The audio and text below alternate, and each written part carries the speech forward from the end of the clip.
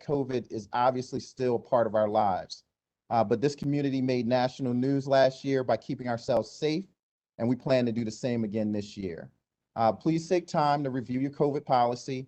It's on the front page or the landing page of our website. We're still going to be wearing masks indoors and taking other safety precautions, including continued testing, even for those who are vaccinated. As you know, we've done a great deal of COVID support about debt relief for our students. Today, we're also announcing that another $2.8 million is available for up to or over 1,100 students for canceling their debts or helping them meet current emergency COVID expenses. Many of you will be receiving an email today or tomorrow telling you that you're eligible, that you're Pell eligible, and you can get $2,500 in debt relief funds. That, or you'll receive it if you're not Pell eligible, but you do meet the standards, and you will get $1,000. This is money that will be applied to your outstanding balances once you check the block on the email and return it to us. But I wanted to give a chance to Mr. Tony Boyle to explain it in a little bit more detail. Tony? Thank you, Cleon, and good morning, students and parents, Delaware State University. Welcome back. We're looking forward to serving you next week. The rescue plan you will receive to your Delaware State University email. All of our students to your Delaware State University email only, a letter from me as well as a form for you to complete, and it will show you if you are Pell Grant eligible, specific to you've completed, submitted to your 1428, that's Delaware State University, that you are a Pell Grant recipient here with us this coming fall, and the form, you just check the box, return that to us, and go from there. If you're not Pell eligible, you'll also receive that information. There are two groups that this does not cover at this time. Those two groups are, this is for undergrad students only, so this does not include graduate students at this time, nor international students. Okay, so for our undergrad population, Pell Grant specific eligibility, if you're eligible for Pell Grant, you're going to receive that this fall, or if you're a non-Pell recipient, you'll also receive, and you will get it to your email address. It is important that you get that information, read it, complete the form, and return the form to us. Every single student, we have already pulled the list, every single student that meet the criteria for these funds, we have your information. It will be going to your Delaware State University email only. We encourage you to complete that, return that to us, and just know that it will come to you today, no later than tomorrow. You should get the email from us. And it will show you what you need to do, how you need to complete the forms, what you need to do there, and return that back to you. It will also provide you contact information, things you need to do, but just know that it is coming to your email. Just be sure you go to your Delaware State University email, and that's where it will go to. It will not go to Gmail. It will not go to Yahoo. It will not go to any other email other than your Delaware State University email. And that's to all of our undergrad students who are Pell eligible or non-Pell eligible, not to include, again, our graduate students and our international students. It will not go to you at this time. Cleon, back over to you. Thank you, my friend. For those who are not including this effort, understand we are not done. There will be additional opportunities for debt relief measures in the future. So today, we also wanted to ensure that you had a statewide COVID overview. So we asked a friend of Delaware State University, our very special guest, Lieutenant Governor Bethany Hall-Long, to join us. Lieutenant Governor Long is not only a political leader here in Delaware, but she is a veteran nurse and a career health educator. So we thought there wasn't anyone better positioned to give us some key insights than our own Lieutenant Governor. Well, good morning. As you can tell, I'm safely in a passenger seat in a car. I want to make that very clear, where I have had the opportunity over the last day to do some work with Patrick Kennedy and others on mental health. So I'm driving back to our incredible first state to address this incredible university, Delaware State University, and thoughts with Tony Allen and his family this morning. And to each and every one of you, thanks for having me. And myself, as a mom of a son who attended HBCU, who also is a faculty, When I just heard that great news that you just received about the Pell Grants, the 2,500 possible for each of you, that is awesome. And Delaware State, you have been a shining model, I have to say, around COVID testing, getting the word out, helping partner with vaccines. So let me start by just giving my thank you to your leadership and to the students. If it's your first year, you're new at Delaware State, you're going to be in for a real treat. Wonderful campus, great location, and we're just delighted that you're here in Delaware. So I'll turn it back to you for a moment. I don't know if you have some specific questions or how you would like to proceed, because as a professor who's used to talking on Monday mornings at 8 a.m. and to 200 students, I have no problem talking, as you know. So Leon, I don't know if you would like to ask some questions or how you'd like to proceed. Sure. I'll start us off, and I'm sure Mr. Boyle or Mrs. DeLauder may have some. Yes, Mr. Boyle. But I'll start us off. What are we and what are students and faculty and staff, what are we going to expect to see over the next few months or so with regards to COVID? Well, I believe, as you all have been watching national trends and all, really important that number one thing, we protect ourselves. As a public health nurse, a professor in epidemiology, I'm going to talk from that hat today as much as my lieutenant governor said. I want to be as a public nurse, such concern and turmoil around a virus. The good news is we are in the United States, and with our own Joe Biden, we have had great access to the one way of getting rid of this COVID pandemic, and that's vaccines. And what we're going to continue to hear over the next several months, particularly as we get new variants of the COVID virus, such as the Delta variant, the Lambda variant, you're going to hear more and more of why we need to do the things we've been doing. Number one, vaccinate ourselves to protect our children who are not able to be vaccinated. Number two, for our seniors and our population, that we carry this around. We may not even have symptoms, but we carry it.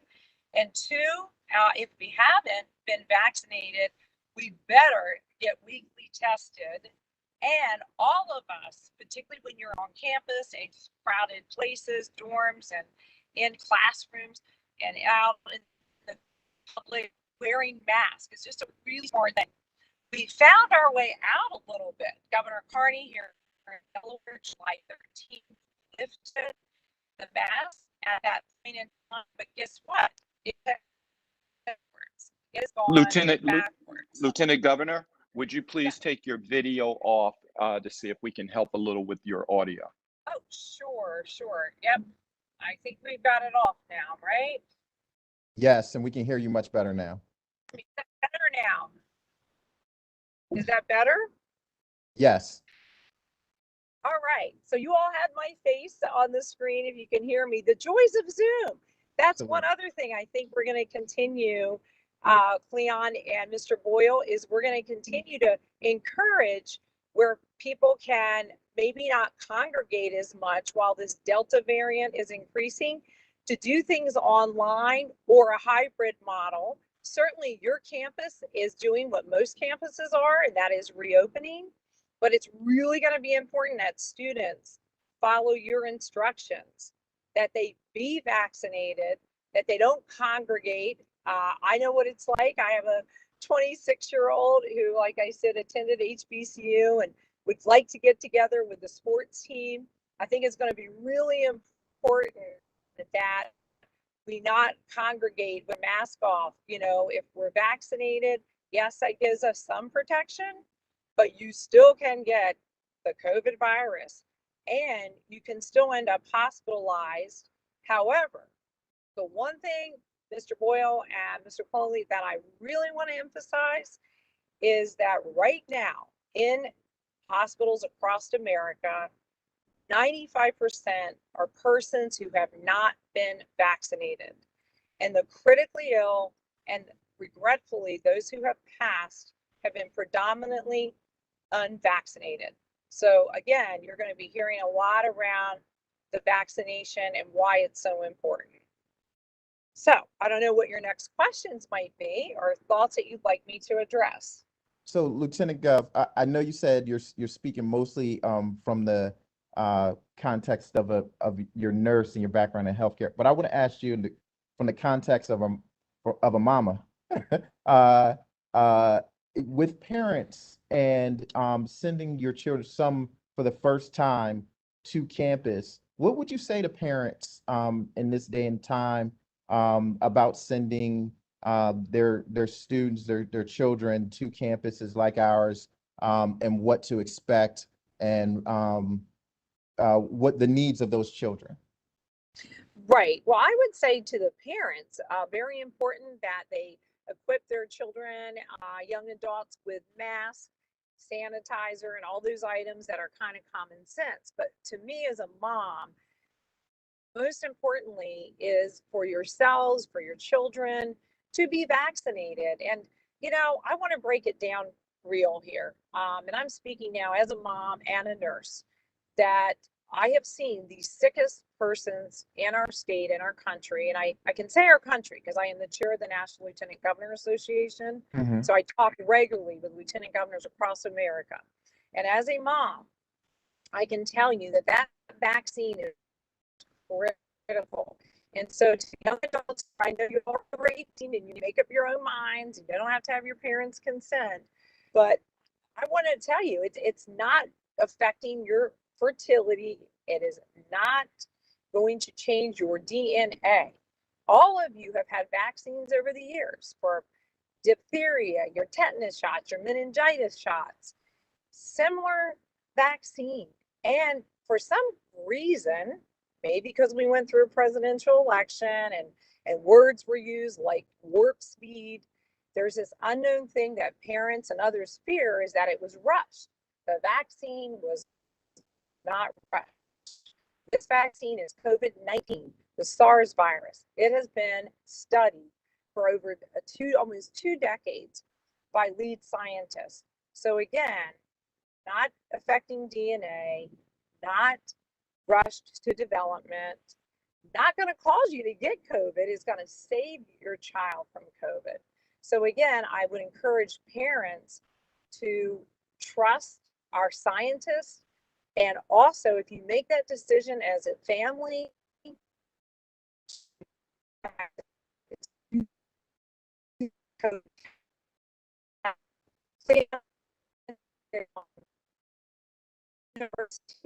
nationally for its efforts in testing. So, Lieutenant Governor, Really we're losing you. appreciate We're losing you a little bit again.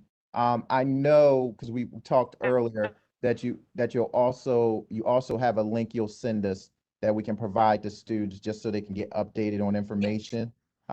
So we absolutely, we know you're in travel and we wanted to get you on. So we absolutely appreciate your time.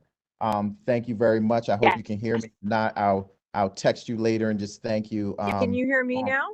I can hear you now. I can hear you now. Can you? Yeah, I will say, I know we've got to move on and the students and I.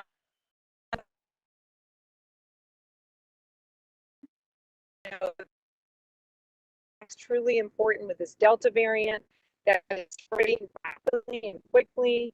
And it's one way to save ourselves. And again, it's not going to affect that DNA or fertility. And it's not brand new and you don't get COVID from the shot. So the big things you have heard and seen, but as a mom, I am telling you the most important thing as a parent is to, again, protect, vaccinate, sanitize, trust Del State. I know Del State, you've got protocols in place and the testing weekly, if you're not vaccinated or frequently, is so important. Is there anything else you'd like me to say before I know you go on to other questions and answers? I'll stay online and hopefully I'll stay connected. No, we're gonna get into a question and answer session. All right. So if there's anything that comes up that you're more suited than I or Mr. Okay. Boyle or Mrs. DeLauder, then we'll pass it on to you. Appreciate you. Yes, and thank you to Mr. Lauder, you and everyone. I appreciate it. I'm staying on and we'll be here to answer. Thank you. Mr. McMillan, do we have any questions? There are currently no questions in the chat.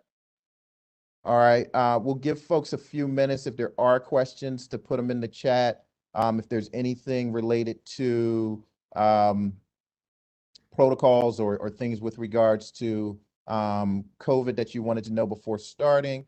If there's any questions regarding strategic enrollment and student affairs coming back on, we have Mr. Boyle online, and obviously we have our provost online as well. So we're here to help.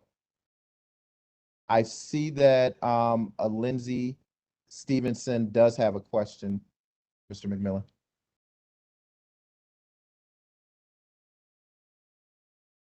But I'm not exactly sure what that question is. Yeah. Well, I'll have the next question, which says, I have been denied the religious exemption and I was set to move in today. I'm not sure what to do now. Mr. Boyle, would you take that one for me? Most certainly, I will include in the chat my email address. If you can email your information to me, do not email it generally to this, to what we have here. Just do it privately to me as an email. Just send that to me, and then we will walk you through the steps of what's required. Okay, so that came from our enterprise risk area as well. We will make sure that we do the things that we can do for you. Okay, so I'll put my email address in the chat to whomever asked that question. If you will email me separately with your information, I need your D number, contact telephone number, and please use your Delaware State University email address where applicable. Okay, so I'm gonna put it in the chat now, so you can certainly do that. So it'll go to everyone, so you'll have it. But please send that to me, and we certainly will do what we can to help you today for sure. There we go. And Lindsay, I would say, since Mr. Boyle was putting his email in, if you send him your email address, because your question seems really specific to a health concern, let's get you to the proper folks. So we'll get you to the nursing folks. So Mr. Boyle, once Lindsay gives you her email, can you make sure that we refer her to the nurse? Absolutely, absolutely. Thank you. All right, we do have some additional questions here. We have a student that wants to know if they have to be vaccinated to live on campus, and if they do not get vaccinated, what will happen to them? Mr. Boyle, you want to start, and I'll follow up? No problem. Our protocols for the fall is that all of our students for the fall should be fully vaccinated when they come to campus. We do have an exception for those who have at least one shot, and they will get their next shot between now and September 30th. But we encourage persons to be 100% vaccinated for this coming fall. That's a part of our protocols for the fall. We do have two exceptions. We do have a religious exception, a medical exception, and there is an application protocol to do those things. So again, fully vaccinated or at least one shot through September 30th. And then there are two exceptions, medical, religious exceptions. Dan? All right, we have another question. Has the state of Delaware mandate the obligatory use of masks even to those who are vaccinated already? This is for indoor and outdoor events. That might best, Mr. Boyle, I don't know if you want to answer that or if we want to pass it to the Lieutenant Governor. Well, Lieutenant Governor can certainly take it for sure. Oh, hi, if you can hear me. Right now, we are not back under a total mask mandate, although the CDC and other guidelines are in place. I would highly recommend that you, particularly in close quarters, congregate settings, and follow the department guidelines. We have required statewide mask mandate in our secondary education settings, so all of our, middle school institutions. And we also certainly have never removed the requirement and recommendations of the CDC and our health facilities, our nursing homes. So again, I don't know what the future holds. If we don't vaccinate, we will end up, I'm sure, going backwards. So right now, good common sense practices, other than those settings where I just mentioned.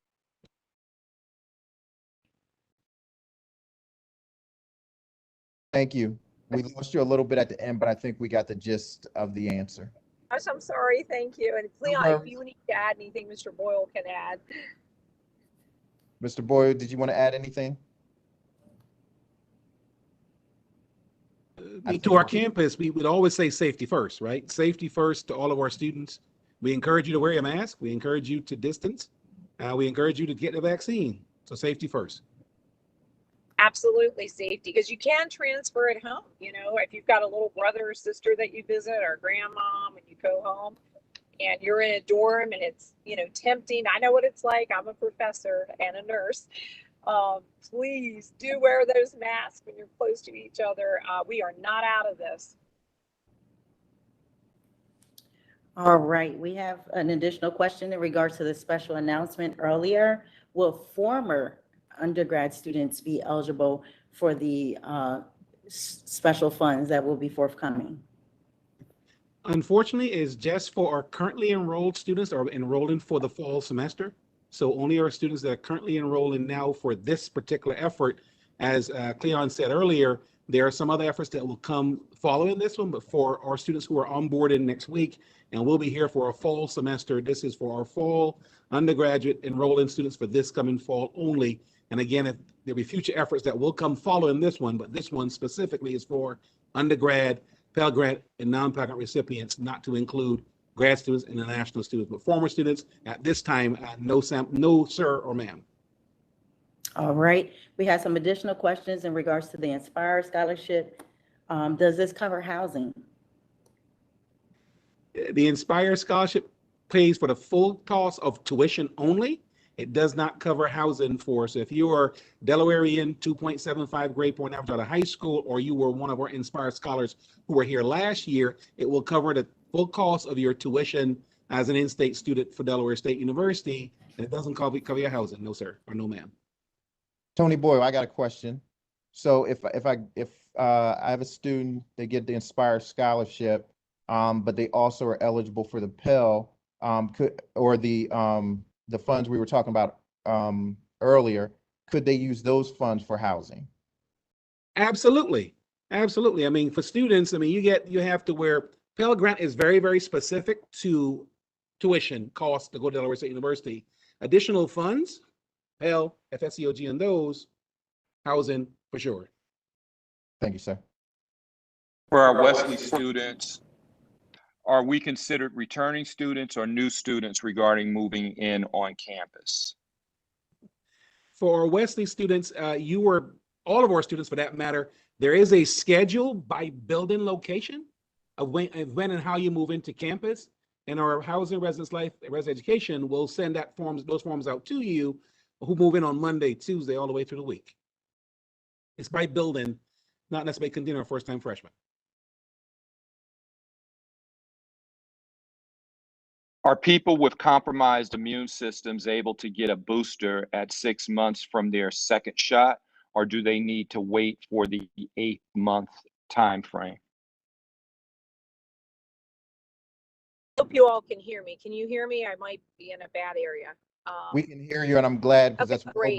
well beyond me and Tony Boyle's knowledge. Yes. Well, what I'm going to say, if you have a family member or yourself are very chronically ill, you will likely be able to get your booster sooner. I would have you talk to the wellness center there or to one of your primary providers. And also the recommendation is, within that 8 months since your second shot for those who have a normal immune system. But again, that is an individual question you should have with your primary care provider. Thanks. Perfect. What is the protocol if someone tests positive for COVID and has been on campus in dorms and buildings? Will parents be able to help with the move-in? Our isolation and quarantine protocols are in effect. So once that happens, our emergency team and our enterprise risk persons on campus, our nurse department and our health center, they will ensure that we not only isolate and quarantine persons where that may fall into that first question. Certainly, if in fact you test positive for COVID-19, we certainly will ensure that we isolate and quarantine persons. We'll do our all of the respective tests and those things for people. We'll do our contact tracing and all of the protocols that we've had as part of our emergency plan for reopening that will be in effect for the person affected or persons affected. For parents, we are trying to limit it to where, yes, you can help your student move in, and that we are limiting it to 2 persons to help with the move-in process. And we are hopeful that we're able to also use the bins this year. We want to make sure we sanitize those each time that they're used in the move-in process. But we cannot allow the family to move a person in, but certainly we want to have at least 2 persons to move the stuff in. And we're going to hope to use the bins this year. We will have to sanitize the bins after each use to ensure the next family is protected as well. I see a question regarding attendance at sporting events this year. So it is our goal, we'll follow our protocols, but it's our goal that students will be invited to attend sporting events, depending on whatever rules we need to follow from the state or federal guidelines, we'll do that as well. But we want students at sporting events. I am a commuter and have not heard whether or not my classes will be on campus, in person, or hybrid online. Is there an answer yet? Tony B, or we go? We get a provost. We let a provost to take this one. Yes, because we've been hogging the questions. I've been waiting after the law. Good morning, everyone. I want to welcome everyone back to Hornet Nation. The faculty have been working very hard. The chairs, actually, our classes are scheduled through the registrar's office for the upcoming semester in the spring. And so currently, the courses that are on in the catalog to offer for the fall semester, 70% of those are going to be in person. Following our safety protocols, the expectation will be that we will be at capacity. We will be putting air purifiers and plexiglass for the faculty, expecting all students to wear masks in the classrooms, with the additional expectation that all students will be vaccinated that are coming in person. Okay. So if you look at your schedules right now, the courses that are noted in person or just regular, those will be expected to be in person. We are essentially going back to our pre-COVID scheduling. Courses that are offered in our online programs, they're noted as online. Thanks, Doc. Yes. If I tested for COVID-19, but I am considered if I test negative for COVID-19, but I am considered contact traced with someone who posts positive, will I still be required to quarantine? Tony B, you want me to start that one? Yeah, go ahead, Cleon.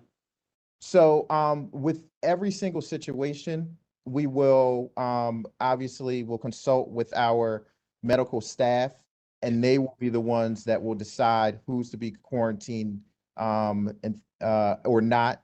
A lot of that things that they will consider will be, are you vaccinated? Where have you been? Things like that, timing of quarantine, etc. But we will rely on the medical staff to make those decisions.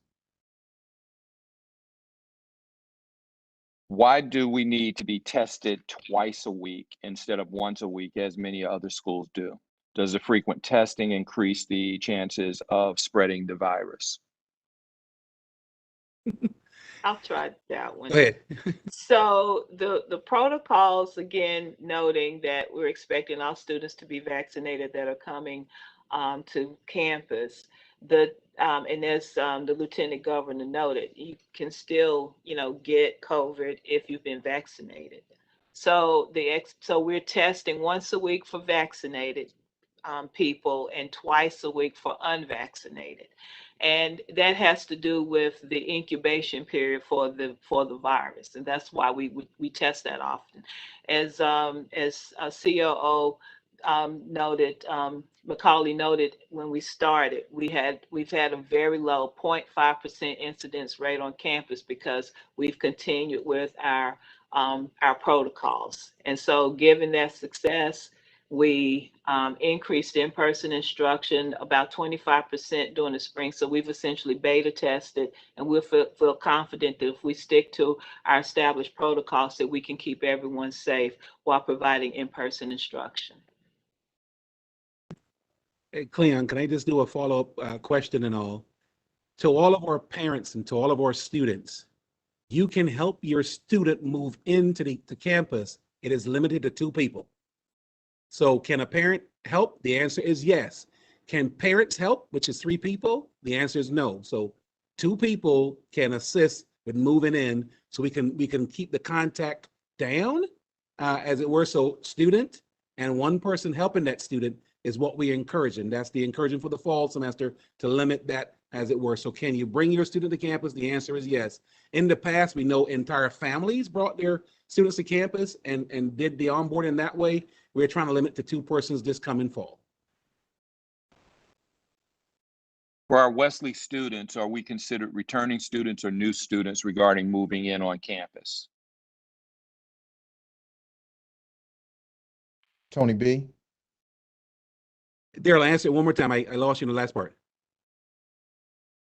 For our Wesley students, are we considered returning students or new students in relation to moving in on campus?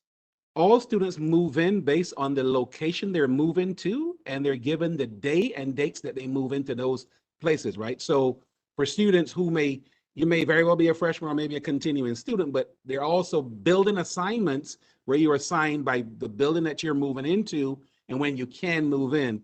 If you have not received an email from our housing residential education department, you will receive one of those, because all of our students, all of our students that have been assigned a location, you'll get an email as to when to move into that location. Doesn't matter if you are freshman, sophomore, continuing, whatever the case may be. If you're assigned on campus, you will get an email of building location, when you can move into that residence hall, and the timelines to do such on our campus.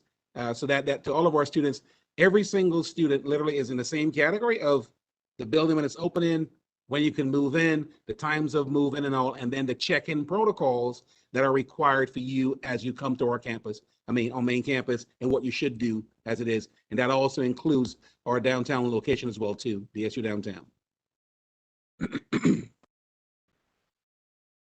When do we receive financial aid rewards? Have yet to receive that. My financial aid has been distributed. I am a Wesley student, FYI. Okay. To all of our students, our financial aid office is working diligently to not only process your aid, do your verification, and then post your awards out there. I encourage you to track it in the portal. And as you go into the DSU portal with your D number and track your information there. And additionally, you have my email address. I put it in the chat for everyone. Email me if you haven't heard, right? And all I'm going to do is ensure that our financial aid staff, they're doing it. They're pushing as hard as they can to ensure that every single student is processed and every student does what they need to do.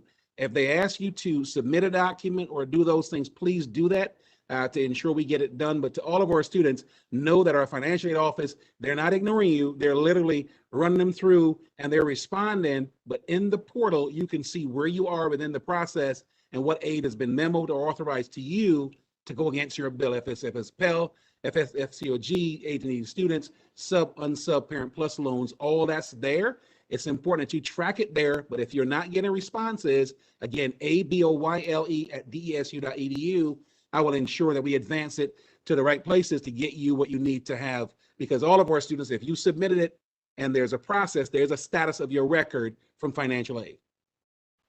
Mr. Boyle, a couple folks logged in late, and they wanted us to run down the funds that you mentioned earlier. So can you give them a short synopsis of the available dollars to students? You're on mute. Thanks, Leon. No worries. Thank you.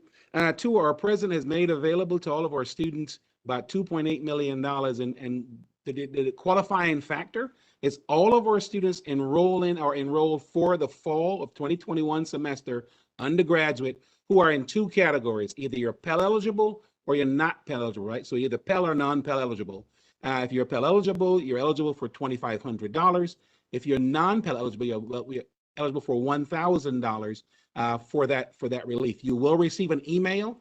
The email will go to your Delaware State University email only, excuse me, and it will highlight what you're eligible for. Complete the form, check the box, return that to us as quickly as you possibly can. So again, Pell eligible, non-Pell eligible, $2,500, $1,000. Be sure to complete the form. It will be emailed to you, and you will complete those forms. This is for undergrad only, not to include grad students or international students at this time. We will look to do some additional relief and help for students going forward. This is for undergrad students. Many of you on this call are eligible and you're qualified. We have your records. As long as you all did 1428, submitted the documents to the federal government for the FAFSA, we have your information. You will get a note from us. Mr. Dorsett and his team last night ran the records. We know who you are. It is going to your Delaware State University email only, and you will get that from us. I encourage you to complete the form, get it back into us as quickly as you possibly can, because our president wants this done as quickly as you possibly can to ensure students get some relief going forward. So just know that this is for you, and we're here to help you anywhere we can. Mr. McMillan, can you confirm with me, because I see that questions are coming in feverishly. We're going to try to get to as many as we can, but if we miss any, are we able to capture all these questions and make sure that we have answers submitted that everyone can review after this conversation? Yes, we can. Okay, thank you. I appreciate that. Will vaccinated and unvaccinated roommates be roommates or suite mates? Mr. Boyer, I think that's you. Okay. We are assigning all of our students, obviously the first come, first served basis. Our medical team is paying close attention to that. So be mindful that we are assigning on a first come, first served basis. It's very sensitive to just that. Again, there is HIPAA and some other things that we have to where we ensure that we don't violate persons' rights and so on and so forth. But just know that we are taking it all seriously and all. We're looking at all of our cautionary measures and precautionary measures to ensure that we're able to keep folks safe. So long, short answer, we're ensuring that every single student, have a safe environment to come to and be a part of. And we'll be working on all vaccinated persons coming to campus. And then based on HIPAA, I know that we will ensure that persons are safe on our campus. Are we being forced to get vaccinated?